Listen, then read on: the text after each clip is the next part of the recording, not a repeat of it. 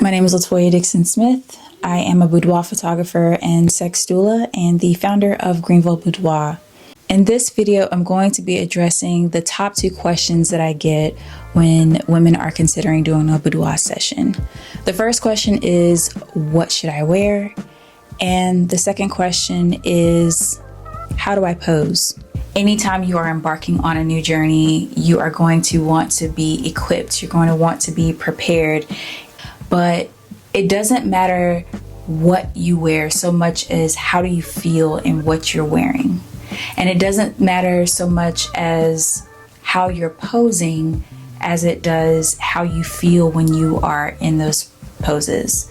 This makes me think of times when I've even done other photo shoots myself and where I've been told, the more the pose hurts, the better the picture is going to look.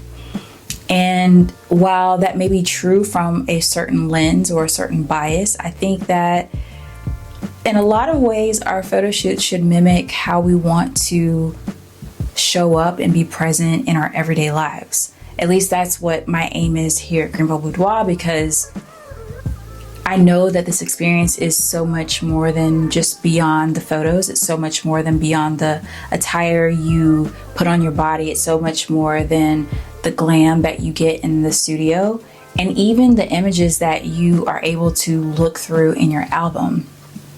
I want this experience for every woman who comes to our studio, and for any person who decides to do boudoir. I think that without being selfish of how it can impact me personally and my business, I think that what my vision or my goal or what my prayer is for that anyone who considers himself a boudoir photographer and is allowing clients into their space and is holding space for those clients to be vulnerable, what I hope happens is kind of like a mirror to what the actual experience can be. And what I mean by that is this. Say, for instance, you are a woman who is just getting out of a very challenging relationship that has spanned years.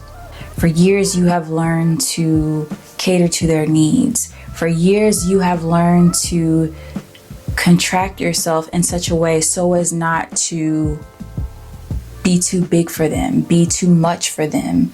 And now you're at a place where you are finally seeing just how much damage has been done by you ignoring yourself, your needs, your pleasure, your happiness, and your desires. And imagine you stumble across a photo of a gorgeous woman, beautiful, and you say, I want whatever she's got. I love this and I want a piece of that for myself. And I know that it's there. I just need some help. And so this is why it's so important for me to not just focus on what is it that you're wearing in the session or how you're posing in the session, but how do you feel and what is the energy that you are bringing to this space. And there are a few ways that we figure that out, but it's also why I don't place too much emphasis in planning every last detail of the session, because when you get there, it's going to be a lot of co-creation happening. There's going to be a lot of communication, both verbally and non-verbally. So let me take you behind the scenes of what happens at Greenville Boudoir, because it is something that I pride myself in. I have curated this experience based on what I feel would be most needed in providing back more value to the client as opposed to just delivering them some images.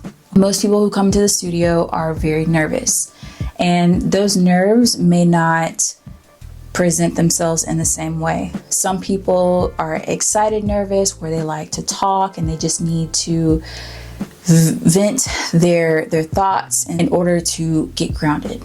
Some people are nervous because they are guarded and they are still developing a sense of trust, and so they are quiet nervous. And even without the behavioral cues of nervousness, there's also the way that our body responds.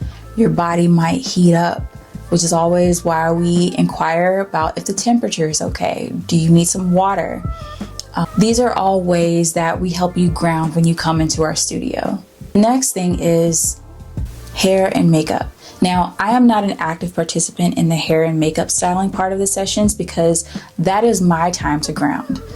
In order for me to be able to hold the space for you as you are embarking on this new experience, that is one of the reasons why our sessions work so beautifully and why they are so impactful. I don't like to rush into the session.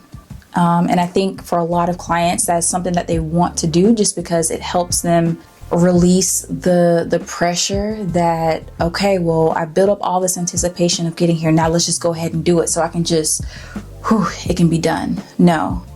Again, this is mirroring the human experience.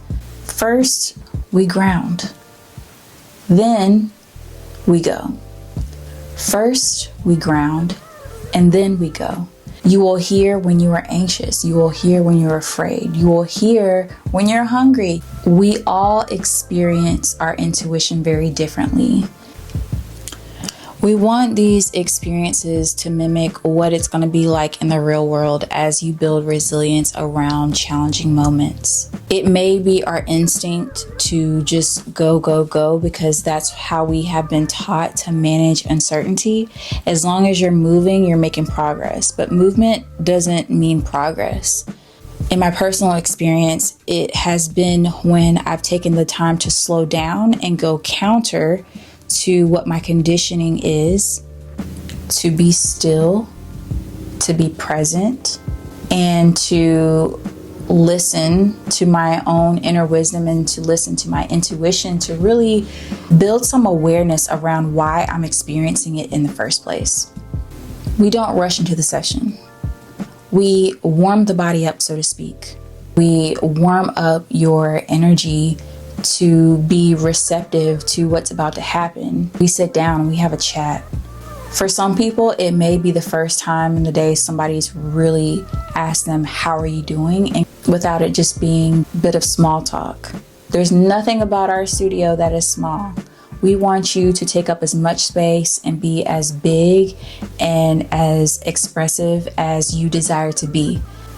Another thing that I'm excited to start doing more in our sessions too is sharing my Iconic Woman Oracle deck. These are some cards that I designed myself, and I co-created them with some former clients and other women who within my sphere of influence have shown me different ways of how I can be iconic and different themes that show up in women who I see as iconic. This allows for a conversation that is very reflective in nature. And it's a tool that I hope that whenever the card project is done, that it can be a useful tool for self-reflection. Now, finally, when it gets to the session, we're starting to photograph you in your lingerie, and we're at the part where we're finally starting to pose. This, again, is a live co-creation, because it doesn't matter how prepared I am in coming up with a list of poses and a list of sets that we're going to do. Everything is very much a live co-creation where we can flow with the energy of the presence that we're bringing to the session that day versus going off of a script. Again, that's not how life is. Life isn't scripted. Yes, we come prepared. Yes, we come with alternatives and options. But there's so many beautiful surprises that can come up whenever you allow things to just be. Whenever we allow clients to just naturally settle into a pose that they didn't intend, but they were just getting comfortable waiting for the next piece of direction. Isn't that how life is? Isn't that how our dance with the universe is?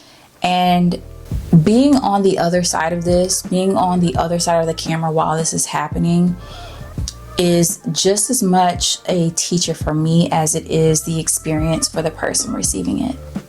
It is a reminder of why it is so important to be very anchored and grounded in who you are and why you are here to do what you are here to do. Getting wrapped up in the aesthetics of things is very easy to do. I love putting out beautiful imagery. The allure of the entire process. My role in this part of their story may be small, but is very significant, which is why I aim to be very intentional about this process, which is why when you ask me, what do I wear to this photo shoot?